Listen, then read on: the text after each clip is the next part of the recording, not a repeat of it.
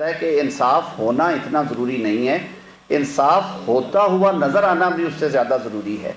तो अगर ये मामला जिस तरह से आपके सामने अनफोल्ड हो रहे हैं, जो इवेंट्स आए हैं, जिस तरह से पार्लियामान जो है उसकी बेतौकीरी लोगों को नज़र आ रही है कि पार्लियामान को आइन ने कुल्ली इख्तियार दे रखा है कि कानून साजी जो है वो पार्लियामान का इख्तियार है। पार्लियामान ने पिछले दिनों में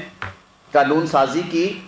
दोनों ऐवानों ने वो कानून पास किया, supreme court practice and procedure act, और उसमें कोई एक ऐसी शिक नहीं थी जिसके बारे में पाकिस्तान की बार एसोसिएशंस और बार काउंसिल्स और बार लीडरशिप ने पिछले 10 साल से 8 साल से मुतालबा नहीं कर रखा था। अदालत की खुद मुख्तारी को, आज़ादी को बिल्कुल उसके करीब से भी नहीं गुजरने दिया गया। उसको इंश्योर किया गया कि कोर्ट की इंडिपेंडेंस जो है वो बरकरार रहे,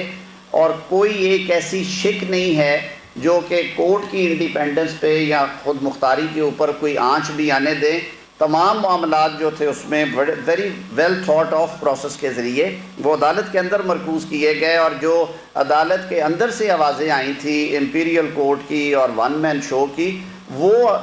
इम्प्रेशन जो हैं उनको ज़ायल करने के लिए कानून साजी की गई। लेकिन अनफॉर्चुनेटली ये पाकिस्तान की मॉडर्न जूरिस्प्रूडेंस में, लीगल हिस्ट्री में पहली दफ़ा हुआ कि कानून को नाफिज करने से पहले हुक्म जारी कर दिया गया कि उस पर अमल दरामद ना किया जाएगा।